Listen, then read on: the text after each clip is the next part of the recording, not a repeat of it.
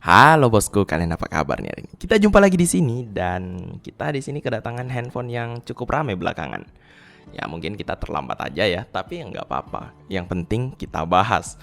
Ini tuh rame banget belakangan karena ngasih harga yang nggak masuk akal untuk spesifikasi yang diberikan. Handphone ini harganya 1,3 juta aja. Ini adalah Advan G9 Pro. Ya kenapa bukan G9 Pro ya, karena ini adalah handphone lokal dan tentu aja kita harus berbahasa yang lokal juga dong.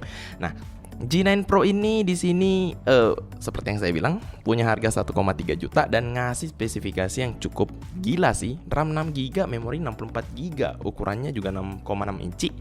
Tapi ya dengan layar resolusi HD yang menurut saya juga sebuah kelebihan untuk sebuah handphone yang harganya tuh nggak terlalu mahal.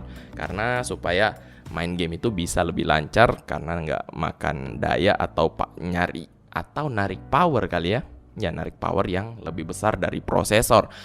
Tapi di sini saya tuh sebelum saya ngasih tahu atau kita buka handphonenya, saya tuh mau bahas sedikit sih bagian belakangnya, di mana di sini ada beberapa nilai jual seperti misalnya ini pakai octa-core 1,6 GHz plus 1,2 GHz. Berarti 1,6 GHz-nya ini untuk pekerjaan yang lebih berat. Sedangkan 1,2 GHz-nya ini supaya baterainya bisa lebih hemat. Di sini juga pakai kamera 16 megapiksel ya. Ini mana nih? Nah, itu. Rear kameranya tuh ada 16 megapiksel untuk resolusi kamera utamanya dan katanya pakai sensor Sony. Wah, ini ngasih saya ekspektasi yang lebih sih, tapi nanti kita lihat hasilnya kayak gimana. Dan langsung aja kita buka karena ini kesegel plastik. Supaya nggak pakai lama, kita langsung buka dulu aja plastiknya ya. Dan oke. Nah ini simpan aja. Langsung aja kita buka dusnya. Oh ya, sedikit info. Beberapa hari terakhir saya tuh banyak banget ngebahas soal handphone dengan harga sekitar 1,3 jutaan. Seperti misalnya, nah saya tunjukin ya, Realme C11 2021 kemarin dan si Luna yang punya tipe yang sama nih, G9, tapi ini nggak ada Pro-nya. Dan saya sih berencana untuk membandingkan handphone ini dengan salah satu dari handphone ini. Buat kalian yang tertarik, mungkin bisa komentar di bawah, kita bandingin sama yang mana? Ini kah? Atau yang ini? Ya, bisa komentar di bawah ya. Terus, ini dia handphonenya. Kita balik ke unboxingnya dulu. Nah, handphonenya dibungkus plastik seperti ini dan oke. Nah, di sini kita udah dapat anti gores gratisan ya. Ini anti gores plastik yang kalau mau dipakai ini tuh dibuka dulu, bosku. Nah, biasanya kalau anti gores plastik memang kadang-kadang ada bubble-bubble seperti ini.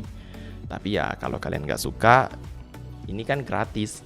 Ya mau gimana lagi. Dan kalau nggak suka bisa dilepas untuk ganti yang kaca. Untuk bagian belakangnya seperti ini warnanya hijau. Ini cukup oke ya. Walaupun saya sendiri ya seperti biasa mungkin teman-teman udah tahu kalau tangan saya tuh sering basah dan berkeringat. Akhirnya ya yang glossy kayak gini tuh agak sulit untuk saya pakai. Kadang-kadang ya begitulah. Untuk desain modul kamera seperti ini, gimana nih? Oke, 4 kamera. Tapi sebelum kita lebih lanjut lagi, ini kita nyalakan dulu dan kita cek isi boxnya lebih dalam. Nah, di sini ada informasi penting produk dan kartu garansi. Oke. Setelah itu di sini ada SIM tray ejector nih. Oke. Di sini ada kartu aksis. Ini kayaknya khusus Advan punya sih.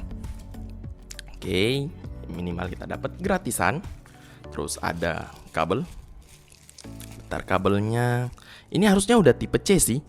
Dan itu nilai plus banget untuk handphone dengan harga segini, apalagi si Realme C11 kemarin tuh masih pakai kabel tipe micro tipe B. Jadi, nah, ini udah tipe C. Oke banget. Habis itu ada kepala charger dengan output 10 watt. Mana nih outputnya? Bentar. Nah, ini di sini. Jadi dengan baterai 5200 ini kita sayangnya nggak dapat fitur fast charging. Ya 10 watt. Ya, itu fast charging atau enggak kalian yang menentukan deh. Ada ya snack untuk si dia. Nah, di sini ada panduan cepat. Ya, ini bisa kalian baca, bisa kalian biarkan aja. Kalau kalian rajin atau mungkin lagi PPKM di rumah nggak ngapa-ngapain, bisa baca-baca. Terus di sini ada casing. Ini case gratisan, hard case dengan Dove kayak gini. Ini frosty ya mungkin, atau gimana. Intinya bahannya kabur kayak gini, dan ini tuh hard case. Nah, ini perlu saya ingetin ya buat bos-bosku yang mungkin mau pakai hard case kayak gini. Kemarin setelah saya pakai si Advan GX, case-nya tuh malah rusak di bagian sini loh. Setelah saya sering buka pasang. Jadi buat teman-teman atau bos-bosku semua, ya hati-hati ya. Minimal kita udah dapat case yang bagus nih di sini. Selain itu udah nggak ada lagi, handphonenya udah keluar, semuanya udah keluar, dusnya udah kosong. Oke, mungkin sedikit yang saya sampaikan lagi ya. Hati-hati buat pakai case yang kayak gini. Cakep sih, tapi ya gampang rusak. Jadi langsung aja kita pindah ke bagian handphonenya. Nah, oke, jadi handphonenya kayak gini. Ini belum kita setting, jadi kita setting aja sekarang. Loh, nggak ada pilihan bahasa ya? Biasanya ada ya?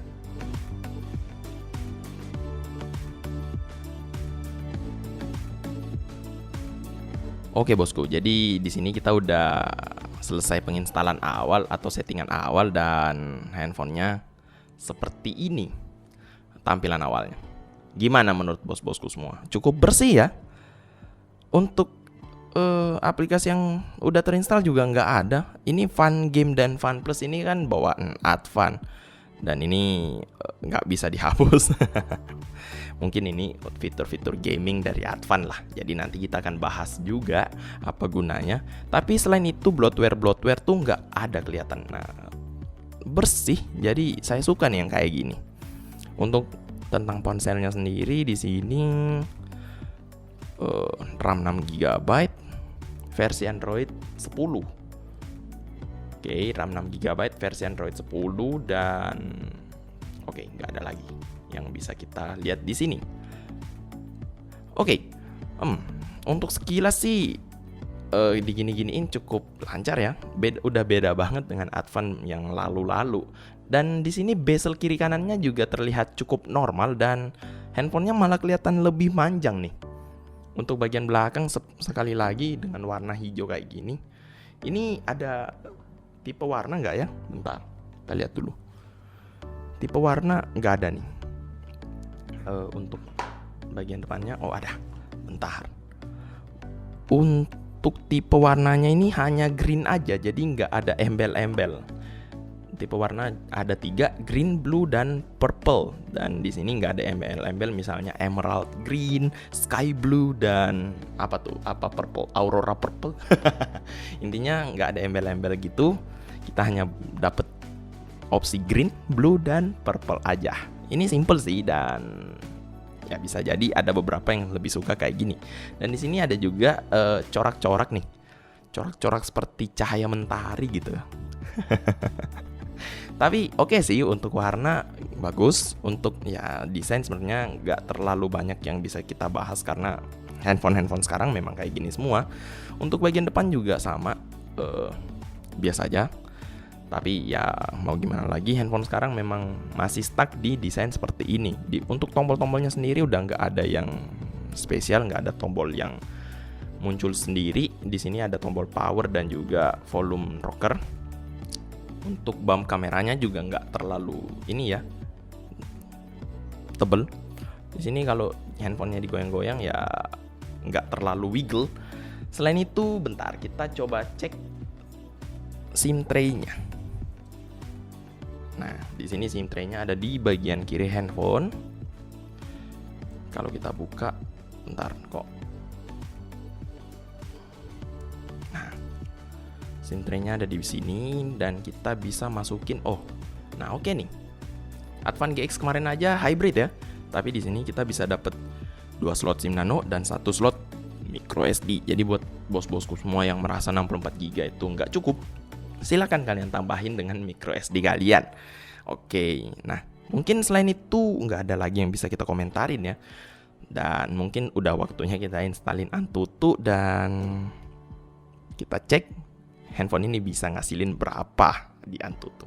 Kalau gitu kita lanjut. Oke bosku, jadi kita udah cobain dengan aplikasi Antutu dan hasilnya tuh cukup lumayan loh. Ngasilin angka 121.000 untuk handphone dengan harga 1,3 juta. Ini oke ya. Oke banget malah. Tapi mungkin beberapa yang bisa kita komentarin di sini adalah bagian charging portnya yang aneh. Ada di atas. Sebenarnya nggak terlalu aneh karena beberapa tahun yang lalu ya Advan tuh kalau bikin handphone charging port dan jack 3,5 mm-nya memang selalu di bagian atas. Cuman beberapa handphone mereka yang baru-baru tuh udah di bawah semua. Tapi entah kenapa kok akhirnya pindah lagi ke atas. Mungkin mereka punya pertimbangan sendiri. Ya, kita juga nggak tahu. Dan di sini menyimpulkan dari angka Antutu sih, saya bisa dengan yakin bilang kalau tulisan 4K Power Gaming ini nggak mungkin mengarah ke resolusi atau ya 4K yang selama ini kita tahu. Mungkin mereka punya maksud lain, tapi di websitenya sendiri nggak ada tuh info-info apa-apa tentang 4K Power Gaming ini. Tapi ya intinya nggak mungkin resolusi 4K ya, karena nomor satu bukan hanya powernya yang kurang kuat, tapi layarnya pun punya resolusi yang cuma mentok di 720p aja. Jadi ya udah. Ini mungkin hanya bukan gimmick kali ya. Mungkin ada maksud yang lain untuk 4K Power for Gaming ini, hanya aja kita belum tahu sekarang. Oke, selain itu setelah kita cobain Antutu, tentu aja saya akan cobain kameranya bosku. Nah, mana nih? Ini singkan sepanjang waktu aja. Nah, jadi kita akan cobain dulu kameranya. Setelah itu baru kita tutup videonya seperti biasa. Oh, bentar. Saya terangin dulu deh layarnya. Bentar. Oke. Shutter speednya sih agak delay ya, agak makan waktu. Tapi oke. Hasilnya kok punya, ini kok fotonya bisa dapat hasil yang mungkin ya sedikit di atas ekspektasi saya. Ya tapi 16 megapiksel harusnya normalnya memang kayak gini kali ya. Oke, kita coba foto ini deh.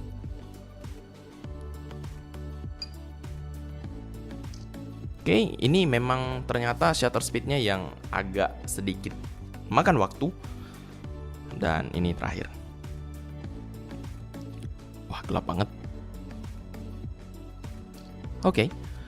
Nah, yang ini terakhir fotonya biasa aja nih, nggak terlalu lama shutter speednya. Apakah ada yang aneh?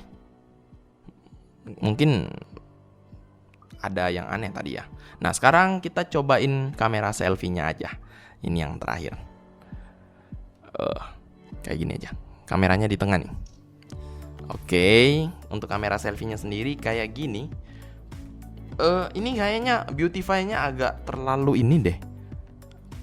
Menurut saya aja sih, beautify-nya agak terlalu berlebihan. Mungkin bisa dikurangin kali ya, nanti akan saya coba lagi. Tapi kalau sekilas dilihat muka saya tuh jadi halus banget, padahal harusnya nggak segini sih.